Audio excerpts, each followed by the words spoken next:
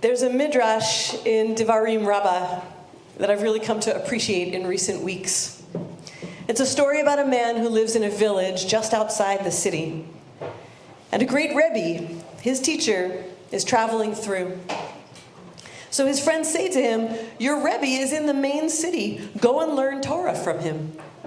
And he responds, "No, I'm afraid there will be a lion on the road on my way there." But then the Rebbe comes to his village, and they say, "Go and learn with him." And he tells them, "No, I'm afraid there might be a lion on the street to get there." So they say to him, "Now he lives next door to you. Go see him." And the man says, "There's probably a lion right outside my door." Finally, they tell him, "Your Rebbe is in this very house. Go." And he says, "I'm afraid that when I go to find him, the door will be locked." They told him, "No, it's open." And the man responds, "Mevakesh ani lishon od ma'at." I want to sleep a little more. So first I want to say, I just really feel this guy. But the problem that I see with this text is that throughout the midrash, the storyteller calls this man an atzel, a lazy person. But I think he's wrong. This is not an atzel. This is a person who says over and over again that he is afraid. He's overwhelmed. And so he hesitates to do what he needs to do. And instead he turns inward and disengages. There's a lion on every road he imagines himself walking, such that when he just can't face the journey ahead of him, he curls up on his couch and tunes out the world, wrapping himself in sleep. I think this ancient text captures a very common reaction to feeling overwhelmed by this world, to feeling powerless or lost. After listening to the news these days, who among us has not uttered the words, "Mevakesh ani lishon od ma'at"? I just want to sleep a little more. Metaphorically or actually, going back to bed can feel like the surest way to avoid the dangers. Because aren't there lions outside our doors? We know of women who are stocking up on abortion medication in case it's about to be outlawed. Gay couples getting married before Inauguration Day in case equal marriage is taken away. Trans kids having to go on the news to defend their right to gender-affirming care. Immigrants, even naturalized citizens, living with the terror of possibly being rounded up and sent away. Aren't there lions on these roads? The instinct to turn inward and away from it is understandable. It's a lot. Journalist Miriam Elder, who lived in Russia for many years, recently had a beautiful piece in the New York Times about this very phenomenon. In it, Elder describes what she is seeing in America in the context of what happened after Vladimir Putin returned to Russian power and immediately began stripping freedoms away from the people.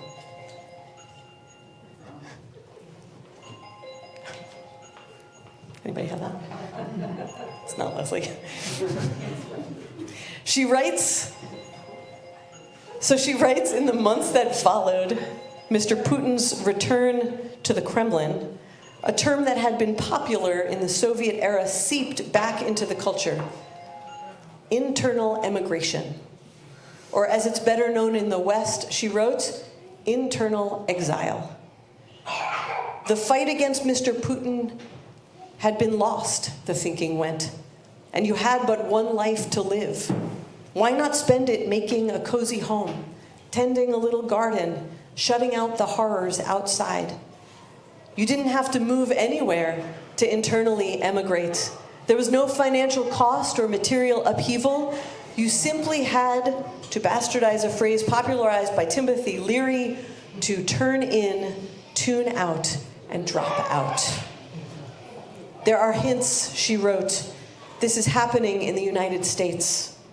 The desire to turn inward is understandable and human. It's a form of self-protection. It's also, she continued, a delusion. In speaking of the long history of this phenomenon throughout the most challenging times in political history, dating back to the 1830s in France, she laments, or warns, really, the internal emigration that swept Mr. Putin's Russia after 2012 as people checked out of politics tore at the collective fabric created by the protests that had preceded his return.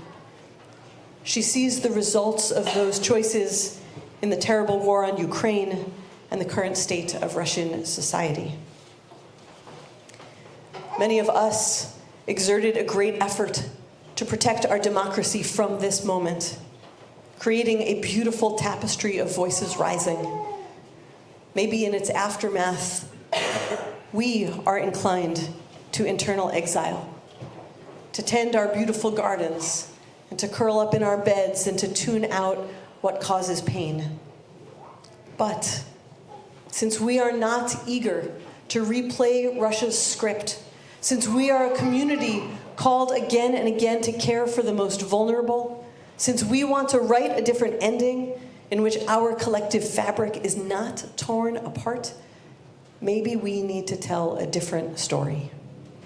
Conveniently for us, a different story is in this week's Parsha, Vayeitzei. Jacob has just fled his home. He's tricked his father, who's now heartbroken over his actions. He's betrayed his brother, who's now in a murderous rage. And his mother, afraid of losing him, tells him to run away. He's spent these past years safe and comfortable, and now all feels lost.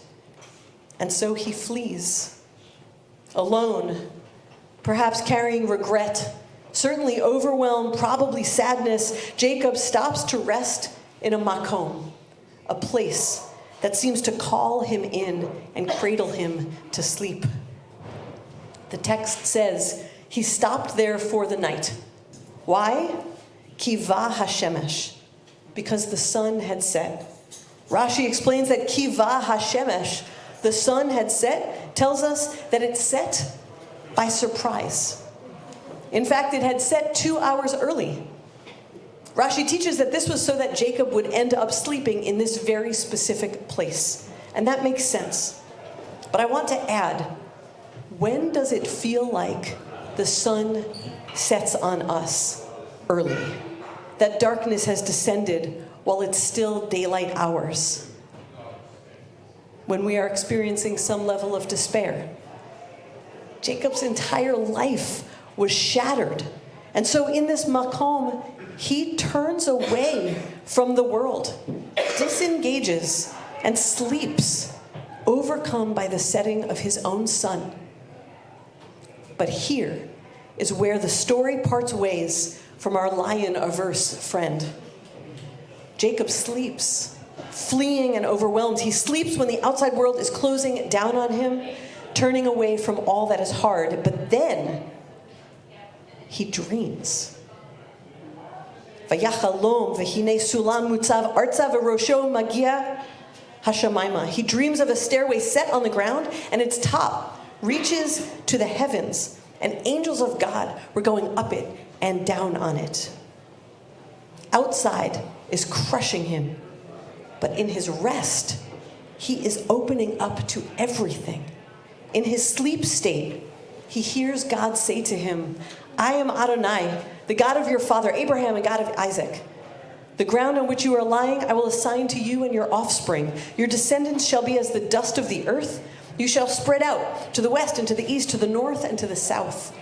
All the families of the earth shall bless themselves by you and your descendants. Remember, I am with you. I will protect you. He experiences in this sleep state an awakening, a realization of his own purpose, his agency. Jacob sleeps, but this is not the sleep of escape or the sleep of internal exile. It's a restorative sleep that he needs to heal, to clear his head and listen for what must come next. To pause long enough to emerge from the painful loss that he's felt and from the rifts left behind in the world that he used to know. But it's not a disengaging sleep. When he wakes up, he can see the world now with new eyes. Oh, he says, this is none other than the gateway to heaven.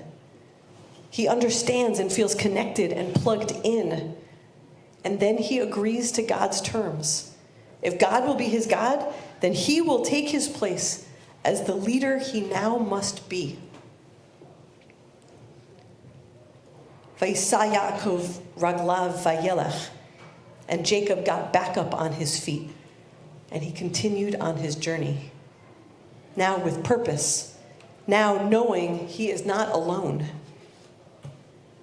So maybe we're in a moment of turning inward, even fleeing a bit, in need of our own restorative rest.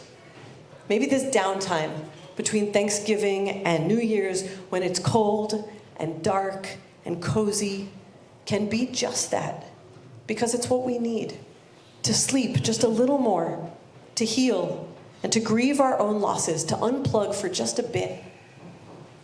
But if we feel ourselves flirting with the idea of disengaging with this moment, from this moment, of embracing internal exile because it feels self-protective, of turning inward and staying there for the duration, then Jacob has arrived to this makom at exactly the right time to remind us of ourselves, to remind us that real protection comes with plugging in and not checking out, to remind us of his sleep and of his dream that together inspired him to re-find his direction, unearth his new purpose, reconnect to the story and become its author.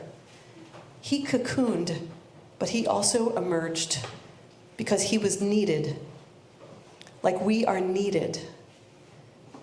Jacob, as we know, will go on to wrestle with an angel, like we will go on to wrestle with all that is ahead of us. His deep rest, his openness to dream prepared him, can prepare us. So rest now. Sleep now. Drink hot chocolate now and watch old episodes of Friends and tend your garden and spend time with your family, and we can lay our heads on some soft thing that gives us comfort now. And rest. Not a rest that tunes us out or turns us off, but one that shores us up.